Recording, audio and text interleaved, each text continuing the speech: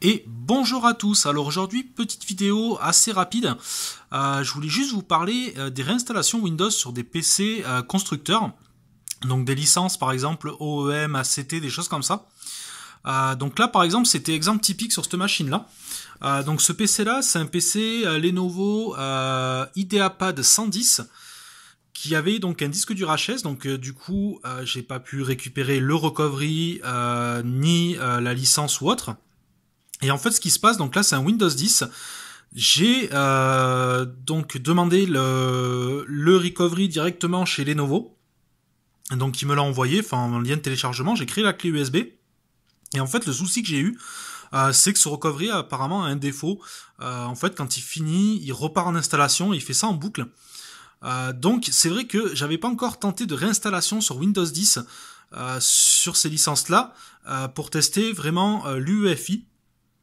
Donc ce qu'il faut savoir, c'est qu'avant, le système de licence, le problème qu'il y avait, c'est que tout simplement, quand vous aviez ces licences OEM, ACT, enfin licences OEM constructeurs, souvent il y avait des soucis si vous preniez un Windows, une image ISO Windows standard. Souvent ça posait problème, il fallait activer par téléphone, des fois la clé n'était pas reconnue, enfin c'était un petit peu galère et on était obligé de repasser par des images constructeurs. Sur l'UEFI, donc la clé de licence maintenant n'est plus visible, elle est en fait enregistrée sur votre BIOS. C'est pour ça qu'en fait quand vous démarrez votre BIOS, quand vous allez dans les paramètres, que vous choisissez soit le boot standard, le legacy ou l'UEFI, en fait la différence c'est que l'UEFI lui intègre les informations sur la licence. Donc j'avais jamais vraiment testé dans le cas d'un PC constructeur, voir si ça fonctionnait bien. Donc là, c'était le bon exemple. J'avais donc un problème avec le recovery d'origine. J'ai donc installé avec un CD, une ISO Windows 10, tout simplement celle qu'on récupère via l'outil Media Creator. Et en fait, vous n'avez strictement, donc pour ceux qui sont embêtés sur ces PC portables là, vous faites tout simplement l'installation de Windows. Si vous demande une clé, vous ne la rentrez pas, mais normalement il vous la demandera même pas. Il va détecter dès l'installation. Et en fait, vous n'avez strictement rien à faire. Il va s'activer tout seul, il va le reconnaître via l'UEFI. Il reconnaît même la version parce qu'en fait, le CD Windows que j'ai, c'est un multiversion en fait. Parce que j'avais fait donc avec le Media Creator, je lui avais dit donc d'installer pour un autre PC. Donc c'est un CD un DVD qui englobe les différentes versions de Windows, les versions N, les versions Pro, etc. Et là, je n'ai même pas eu à les sélectionner via l'UEFI. Il a directement détecté sa bonne version. Il s'est installé, j'ai strictement rien eu à faire. Et donc c'est plutôt pas mal. Donc j'avais jamais vraiment testé encore ce UEFI. C'est vrai que moi je suis assez réfractaire à Windows 10. J'avais tendance à beaucoup bosser sous Windows 7.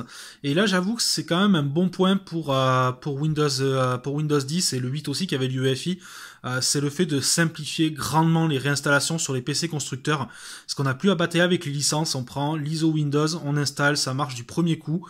Ça passe même pas par le service d'activation. Hein. Du moment où l'OS boot pour la première fois, vous allez directement dans vos paramètres, le Windows sera activé. Donc voilà. Donc là la machine, je suis en train de la finir. Pour information, tant que j'y suis, donc là comme vous pouvez voir, il y a Driver Booster que je vous avais déjà présenté. Que j'utilise donc pour la mise à jour des pilotes, parce que là comme du coup c'est une image et non un recovery, il y a tous les pilotes à réinstaller. Donc Driver Booster fait plutôt bien le job, j'ai jamais eu de soucis avec.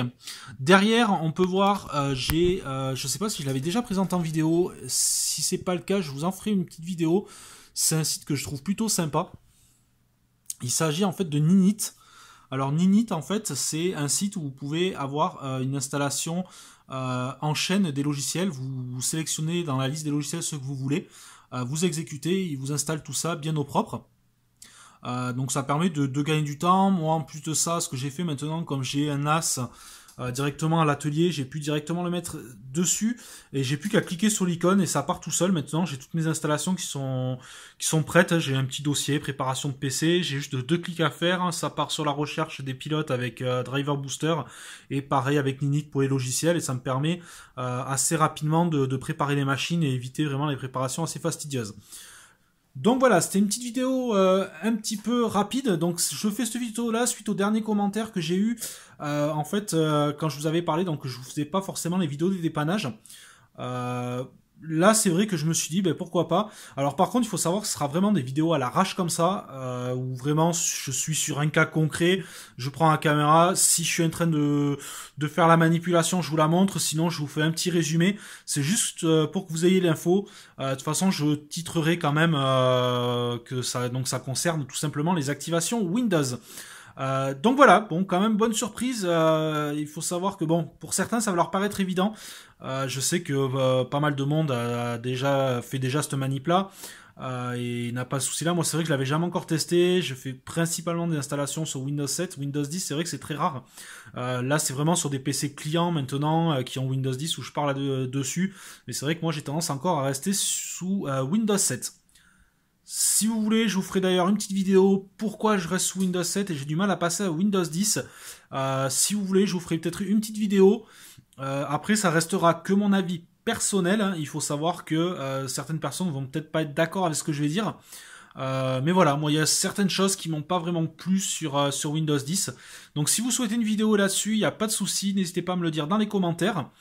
Et quant à moi, je vous dis à une prochaine vidéo. Allez, ciao ciao.